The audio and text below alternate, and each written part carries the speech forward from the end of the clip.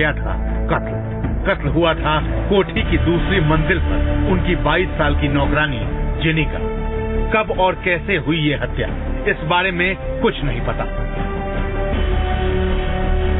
हाँ, सुबह तकरीबन 8 बजे तक जब जिनी नीचे नहीं आई तो घर वालों ने उसके कमरे का दरवाजा खटखटाया। कोई जवाब नहीं मिलने पर जब दरवाजा तोड़ा गया तो बिस्तर पर उसकी लाश पड़ी थी। जो मेड सर्वेंट है करीब 10 महीने से इनके घर में काम कर रही है और प्लेसमेंट एजेंसी के द्वारा हायर की गई है। झारखंड की रहने वाली है और अब इनका मेडिकल एग्जामिनेशन और पोस्टमार्टम के बाद कॉज ऑफ डेथ क्लियर होगा और हमने 302 के तहत इसकी तहकीकात शुरू कर दी है। डॉक्टर गुप्ता कोठी की पहली मंजिल पर खुद रहते हैं, दूसरी मंजिल पर नौकरानी का कमरा है। घर वालों के मुताबिक कल यानी 4 जून को डॉक्टर गुप्ता का पूरा परिवार देर रात घर लौटा, लेकिन जब सुबह देर तक जिनी अपने कमरे से नीचे नहीं आई तब इस बात का पता चला। हत्या से पहले क्या उससे बलात्कार भी किया गया, ये भी एक अहम सवाल है। बहरहाल पूछताछ के लिए पुलिस ने 3 लोगों को हिरासत में लिया है। साथ ही अब इंतजार है जिनी की पोस्टमार्टम रिपोर्ट का, जिसके बाद शायद कत्ल के इस राज से पर्दा उठ पाए। अमित प्रकाश, जी न्यूज, दिल्ली। तो देश दुनिया में आज के लिए इतना ही। एक छोटा सा ब्रेक और ब्रेक के बाद देखिए कहिए जनाब।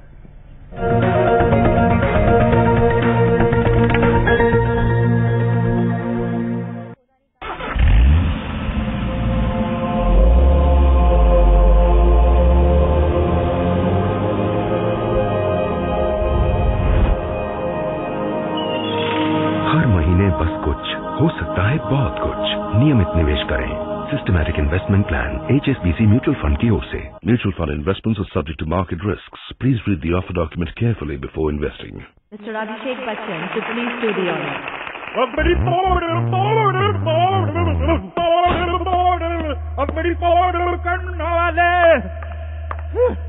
What's up, man? कब से कह रहा हूँ कि म्यूजिक सुनाओ। ले सुन। Come on, AB, shake a little. अपनी पोड़े कन्नाले, इपड़ी पोड़े। मोटर रॉकर E8 आपके लिए और आपके अंदर छिपे म्यूजिक की दीवानी के लिए। Hello motor. केलॉग्स कॉर्नफ्लेक्स मिले 6 मजेदार स्वादों में। अब सबके लिए एक अलग स्वाद। What? I said nice watch. Thank you. Lots of hands up. Yeah. Side temperature, compass, you know? So what? Sailor or secret agent? Just a regular guy. Is there anything your watch doesn't have? Your phone number.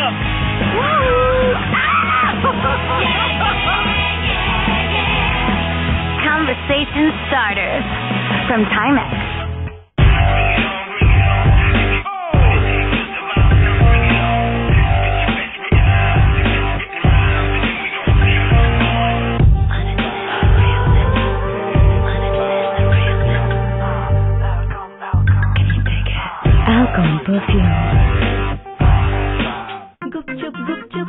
गुपचुप क्या राज है बताओ। गुपचुप जादू भरा स्वाद है तो छुपा के क्यों?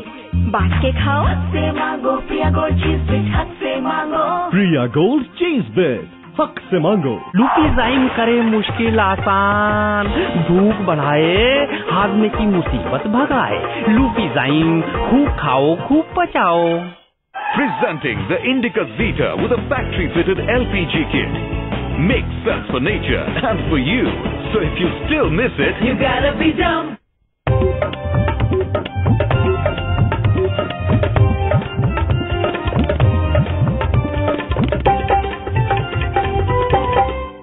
हेलो एंड वेलकम टू कहिए जनाब। आज हमारे साथ हैं उमा भारती। उमा भारती ने भारतीय जनता पार्टी छोड़ी और लगता है एक वो पहेली बन गई हैं। वो कहाँ गायब हो गई हैं? क्या वो एकदम खत्म हो गई हैं? भारतीय जनता पार्टी के बिना उनका क्या होने वाला है? उन्हें टेडी बेयर्स क्यों पसंद हैं और उन्होंने शादी क्यों नहीं की? चलिए पता करते हैं उमा भारती से। Welcome to the show. Uma Bharti एक जमाने में बीजेपी की मास लीडर थी, फेस थी, वुमन फेस थी, ओबीसी फेस थी, मध्य प्रदेश की मुख्यमंत्री थी। उमा भारती कहाँ गायब हो गई? मैं कहीं गायब नहीं हुई। जब मैं निकली भारतीय जनता पार्टी से तो 1.5 महीने तक जिस प्रकार से मीडिया ने मुझे दिखाया, उसके कारण बाद में बीजेपी ने जो ऑपरेशन किया, ऑपरेशन मीडिया, जिसमें मध्य प्रदेश के अखबार, मध्य प्रदेश में आप लोगों के ब्यूरो चीफ और दिल्ली में बैठे हुए चैनलों के मालिक, उन पर जिस प्रकार के दबाव बनाए गए, उसके बाद मीडिया कवरेज कम हुआ है। मैं तो वही हूँ। लेकिन जो फिगर्स हैं, उसके बाद आपने कई इलेक्शन लड़े, आपने एक तरह से स्पॉइलर की तरह एक्ट करने की कोशिश की भारतीय जनता पार्टी के लिए, लेकिन आप कहीं भी सक्सीड नहीं कर पाए। देखिए, भारतीय जनता पार्टी खुद जब तक दिग्विजय सिंह मुख्यमंत्री रहे 10 साल, एक भी बाई इलेक्शन नहीं जीत पाई थी। इसलिए बाई इलेक्शन तो सत्ता पक्ष ही जीतता है, और उसके बाद भी बीजेपी ने सरकार बनाई थी, मैंने ही सरकार बनाई थी वहां पर। इसलिए बाई इलेक्शन तो कोई क्राइटेरिया ही नहीं है इस चीज को जज करने का कि आप कितने पॉपुलर हैं। और दूसरी बात, स्पॉइलर जो शब्द है, ये मेरा अपमान है। ये भी भारतीय जनता पार्टी के लोगों ने क्रिएट किया ताकि आप लोग मुझे गंभीरता से ना ले सकें। मैं बिल्कुल स्पॉइलर नहीं हूं। अगर इंडियन पॉलिटिक्स में आज कोई पार्टी सीन स्पॉइलर का रोल प्ले कर रही है तो भारतीय जनता पार्टी कर रही है, क्योंकि ये जो कहते हैं, और ये अभी 4-5 साल का आया हुआ चेंज है, ये पहले ऐसे नहीं थे। राम सेतु पूरा स्पॉइल कर दिया क्योंकि एक्सपोज हो गए कि राम सेतु इन्होंने तोड़ा था। अभी गंगा अभियान, उसमें एक्सपोज हो गए क्योंकि गंगा में जो भी प्रोजेक्ट बने वो इन्हीं के टाइम के हैं। राम जन्मभूमि, आज तक मंदिर के निर्माण की बात ही नहीं हो पाई। इसलिए अगर मुझसे आप पूछेंगे कि कोई स्पॉइलर है इंडियन पॉलिटिक्स में, सीन स्पॉइलर, तो वो बीजेपी है, वो मैं नहीं हूं। उमा भारती, मैं आपसे सीधा सवाल पूछती हूँ कि एक आप बाहर निकली, आपने एक पार्टी बनाई, फिर बार बार ऐसा लगता है आपके बारे में, और एक और नेता जो आपके साथ जुड़े भी थे, मदन लाल खुराना, प्रहलाद पटेल, रात भर वो लोग बीजेपी में जाने की वापस कोशिश करते थे और दिन भर बीजेपी को गालियां देते थे। आपके बारे में भी यही कहा जाता है, क्या ये सच है? मेरे बारे में आपको जिसने भी ये बात कही, उससे बड़ा झूठा कोई नहीं होगा। ना मैं दिन में गाली देती हूँ बीजेपी में को, ना रात को। मैंने तो एक अपनी पार्टी बनाई है, उस पार्टी में बड़े आराम से काम कर रही हूँ। ये जिसने भी आपको ये बात बोली है उसको कहिएगा कि झूठ बोलने में थोड़ी सी शर्म करो। बाकी दूसरे लोग जो भारतीय जनता पार्टी को छोड़कर के मेरे साथ आए थे, मैंने सबको मना किया था कि आप मेरे साथ मत आइए, क्योंकि भारतीय जनता पार्टी उन राज्यों में सरकार में है जिन राज्यों में जो मेरे गृह राज्य है, जैसे मध्य प्रदेश है, छत्तीसगढ़ है, राजस्थान है। तो यहाँ पर ये मेरे को बहुत बुरी तरह से हैरान करेंगे और आप लोग उसको नहीं झेल पाएंगे। आपने एक शब्द यूज किया, झेल पाना। आप झेल पाई हैं? आपके ऊपर जब से आपने भारतीय जनता पार्टी पे, जैसे मैंने शुरू में कहा, एक शाइनिंग स्टार, फिर आप एक यात्रा पे निकली।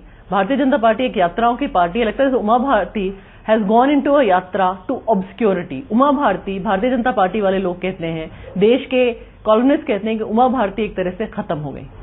उमा भारती खत्म होती है कि नहीं होती है, इसका फैसला तो मुद्दों से होता है, इसका फैसला कभी व्यक्तियों से नहीं होता, ये आप ध्यान रखना। कई बार क्या होता है कि आपको दिखता है कि चीज है, वो चीज अचानक गायब हो जाती है। लेकिन अगर मुद्दों पर आप खड़े हैं और वो मुद्दे ऐसे हैं जो लोगों को छूते हैं, देश के हितों को छूते हैं, तो फिर आप कभी खत्म नहीं हो सकते।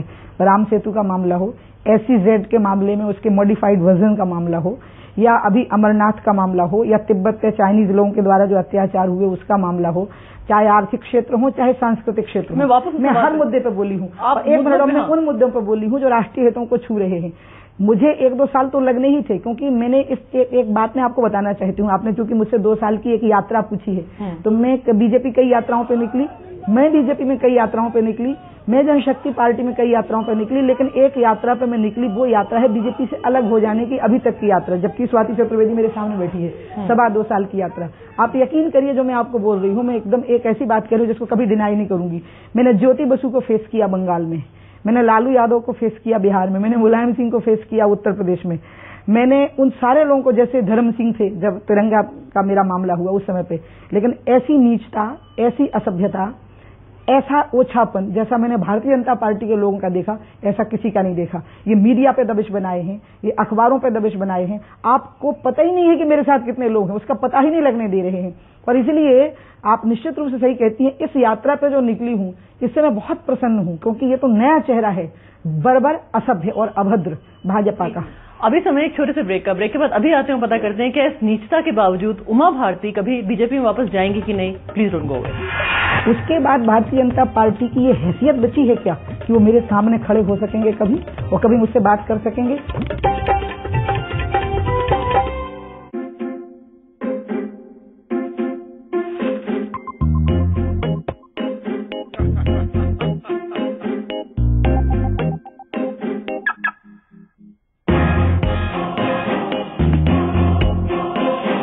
At the end of the day, style does matter. Indigo CS. आपके जीनियस की पढ़ाई के हर अहम मौके पर हम करें पैसे गारंटी। ICICI प्रूडेंशियल के एजुकेशन सॉल्यूशंस, सीखते रहो, जीते रहो।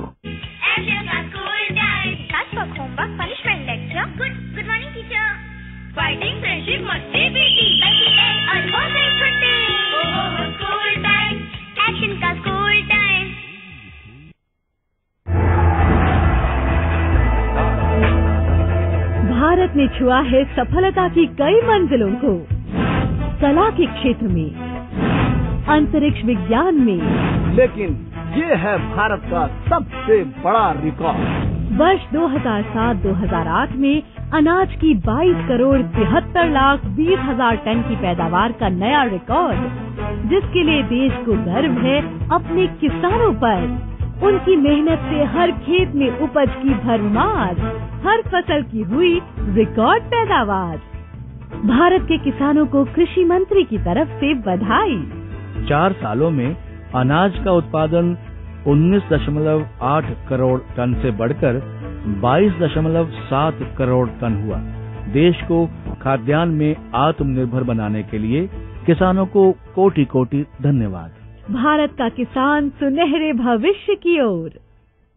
ये है उभरता हुआ भारत, इसकी गारंटी कौन लेता है?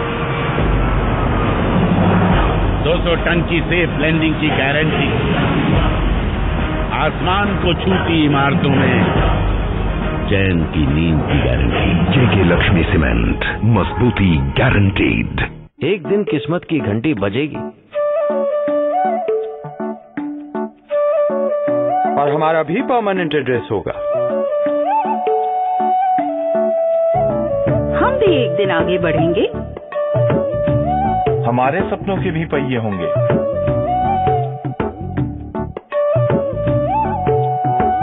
उड़कर जाएंगे घर। एक दिन किस्मत की घंटी बजेगी और हम तैयार रहेंगे लंबी बैटरी और बेहतर सिग्नल वाले नोकिया के साथ, जो हमारे सपनों का कनेक्शन हकीकत से कराएगा। और हमारा भी बड़ा बिजनेस होगा। नया नोकिया 1209 डिजिटल फोन। सपने देखना मत छोड़ो। Pearltech Inverter and UPS.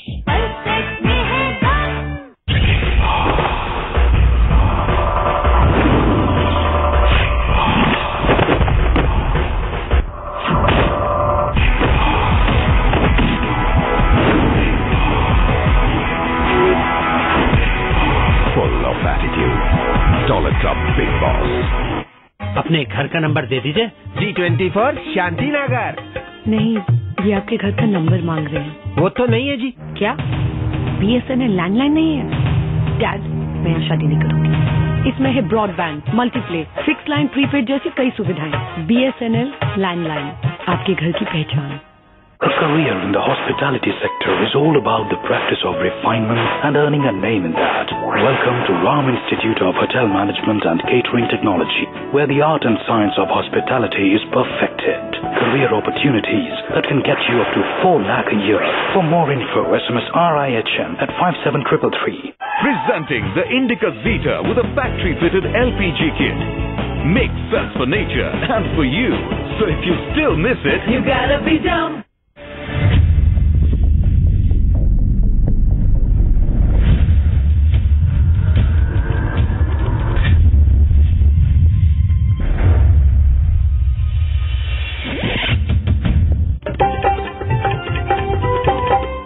Welcome back to कहिए जन्म। हम लोग बातचीत कर रहे हैं खास साहिबा उमा भारती से। ब्रेक से पहले मैंने पूछा कि आप कहती हैं नीचता, ये सब कहती हैं, फिर बार बार अखबारों में स्टोरी आती है कि उमा भारती वापस जाना चाहती है। मुझे सीधा हाँ या ना में जवाब दीजिए।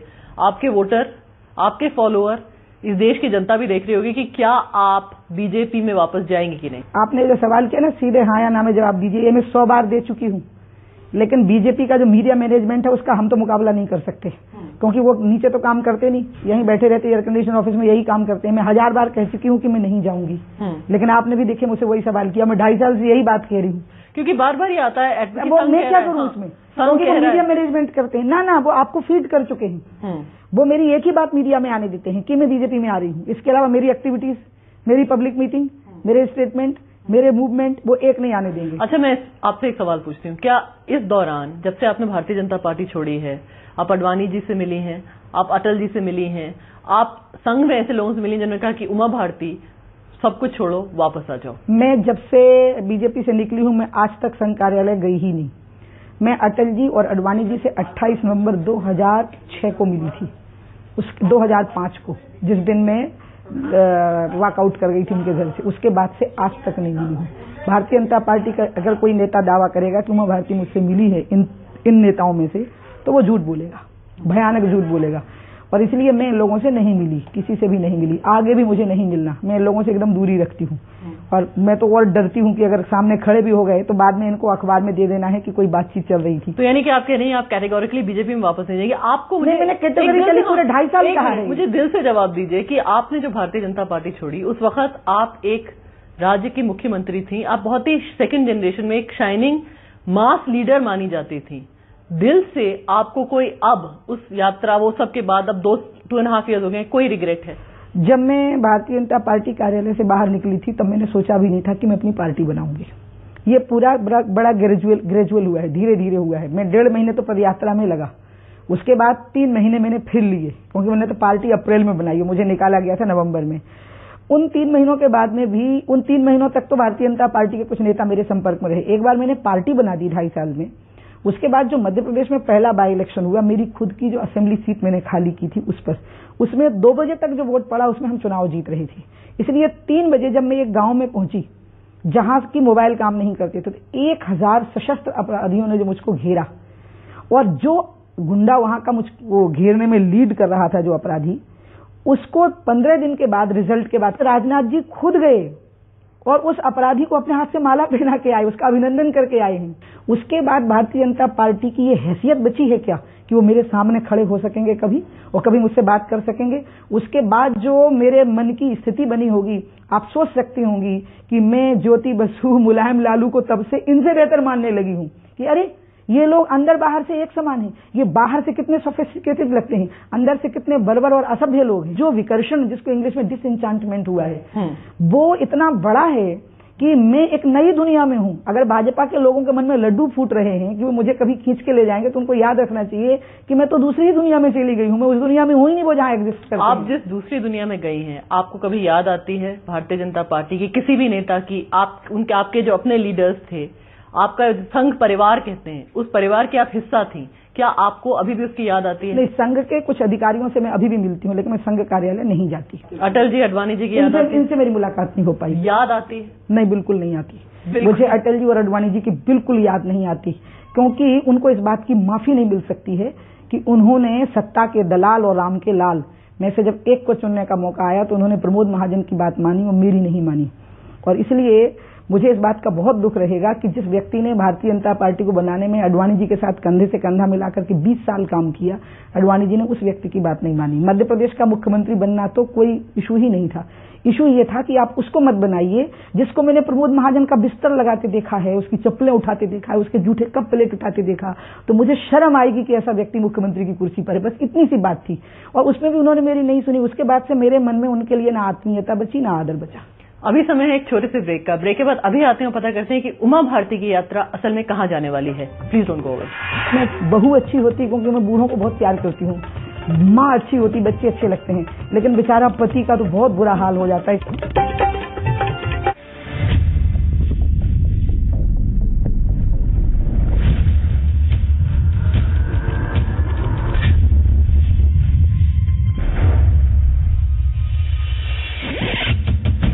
सैमसंग का नया गुरु 200 विद FM रिकॉर्डिंग। अब FM से अपने गाने रिकॉर्ड कीजिए और कुछ कूल अलार्म या रिंगटोन बनाइए। सैमसंग गुरु 200 FM फोन्स का असली गुरु। जिंदगी की रफ्तार कहीं रुक न जाए। उकाया ट्यूबुलर का वादा, लाइफ डबल से भी ज्यादा। चलती रहे जिंदगी। An education revolution that will change lives, that will nurture entrepreneurship. Lovely Professional University, transforming education, transforming India. आज कल पाँव ज़मीन पर नहीं पड़ते मेरे, बोलो देखा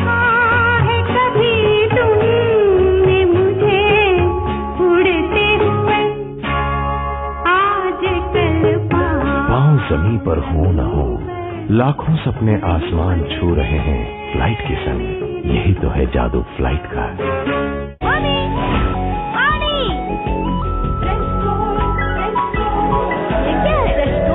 प्रिजर्वेटिव फ्री और नेचुरल फ्रूट से बने प्रिया गोल्ड के fresh cold fruit juices. Fresh cold juices. अब कोई पानी नहीं मांगेगा।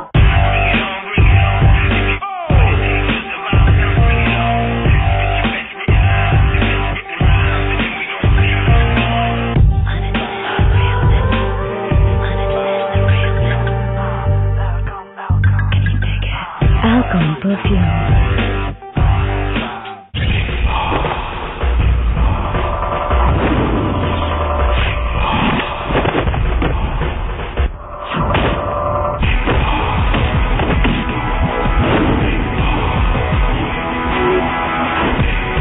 Full of attitude. Dollar Club Big Boss.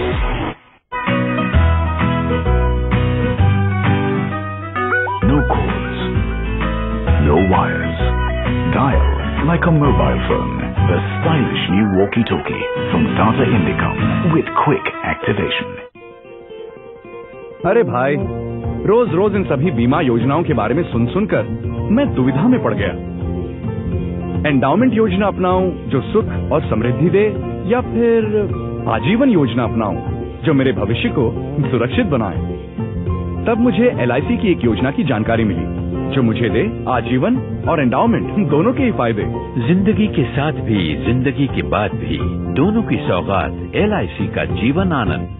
Cotton County presents Double Dhamaka. Buy one, get 3 free on shirts and t-shirts. Cotton County, where life comes easy. अपने घर का number दे दीजिए। G24 Shanti Nagar. नहीं, ये आपके घर का नंबर मांग रहे हैं। वो तो नहीं है जी। क्या BSNL लैंडलाइन नहीं है? डैड, मैं यहाँ शादी नहीं करूंगी। इसमें है broadband, multiply, fix line, prepaid जैसी कई सुविधाएं। BSNL लैंडलाइन, आपके घर की पहचान। अरे वाह, आला रे आला, बिल बिजली का कम हुआ लाला। Avera Power Savers. 1 साल की वारंटी के साथ।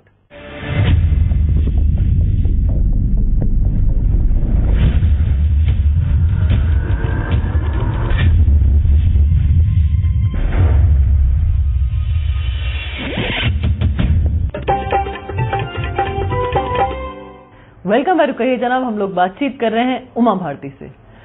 पॉलिटिक्स को अलग छोड़ते हैं, वही घिसी पिटी बातें हैं, आपके बारे में बात करते हैं। आप मेरे लिए एक बहुत बड़ी पहेली है इंडियन पॉलिटिक्स की। मुझे लगता है कि आपको देख के कि अगर कोई महिला इंडियन पॉलिटिक्स में आना चाहती है, उसको एक नॉर्मल लाइफस्टाइल छोड़ना पड़ता है। आपके इतने सिबलिंग्स हैं, आपसे मैं बात कर रही थी, आपने कहा कि ऑलमोस्ट आपकी माँ ने आपको अबॉर्ट करने की कोशिश की क्योंकि आप इतनी लेट बेबी थी, सबसे छोटी बच्चा थी और स्पॉइल्ड बच्चा थी। उस स्पॉइल्ड बच्चे की एक तरह से नॉर्मल चाइल्डहुड नहीं हुई। बचपन में जब बच्चे गुड़ियों से खेलते थे, तब आप एक तरह से, आपको इतना अच्छी तरह से रामायण ये सब आता था। ये सब क्या है? क्या हुआ कि मेरे जो मुझसे बड़े भाई हैं, मैं 4 भाई 2 बहन में से सबसे छोटी हूँ, और मुझसे जो बड़े हैं वो भी 10 साल बड़े हैं।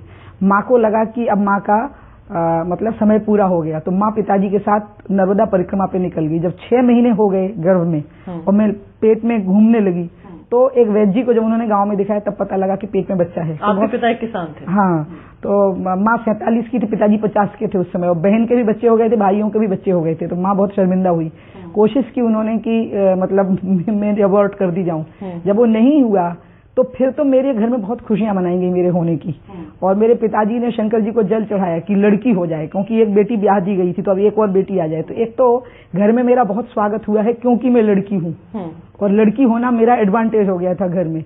और घर के लोगों ने खूब प्यार किया, क्योंकि बहन माँ बराबर हैं, भाई लोग बाप के बराबर उम्र के। इसीलिए आप एकदम बिगड़ गए, स्पॉइल्ड बच्चा। हाँ, स्पॉइल्ड थी। और मुझे लगता है कि मैं मानती हूँ, मेरा जो डिस्क्वालिफिकेशन बीजेपी के लोग आपको बताते भी होंगे कि मैं जिद पकड़ती हूँ। हाँ। और जिद इतनी पकड़ जाती हूँ, इसके अलावा वो कोई डिस्क्वालिफिकेशन मेरा बता भी नहीं पाते। वो कहते हैं, 1 मिनट, कहते हैं कि आप स्पॉइल्ड हैं, आप टेंट्रम्स थ्रो करती हैं, आप बहुत गुस्सैल हैं, आप बहुत मर्क्यूरियल हैं, और आप कोई कंट्रोल नहीं कर पाता।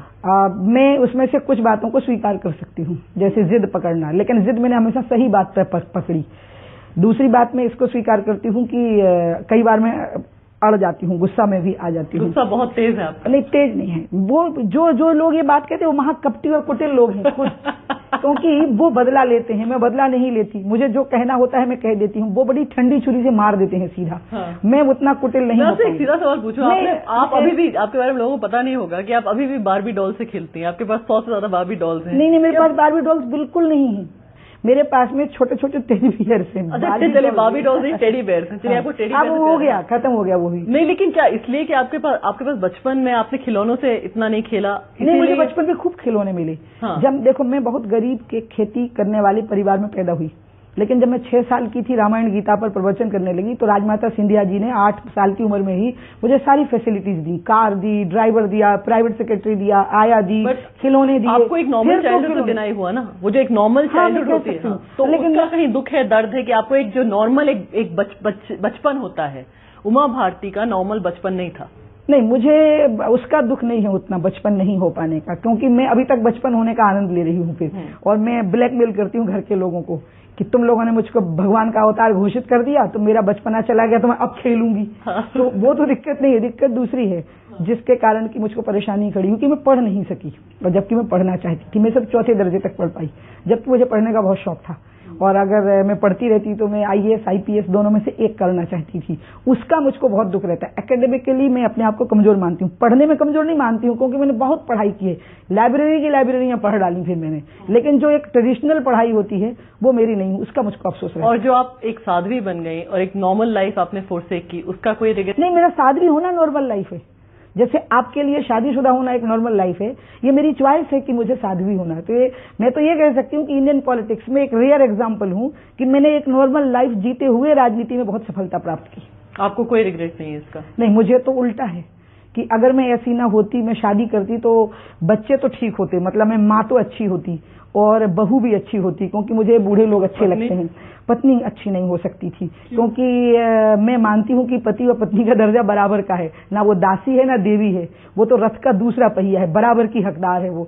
और इंडियन जो पुरुष है वो शायद इसको स्वीकार नहीं कर सकता। तो इसलिए मुझे क्या लगता है, मैं बहू अच्छी होती क्योंकि मैं बूढ़ों को बहुत प्यार करती हूँ, माँ अच्छी होती, बच्चे अच्छे लगते हैं, लेकिन बेचारा पति का तो बहुत बुरा हाल हो जाता है। इसलिए आप समझ लो कोई बच गया बेचारा।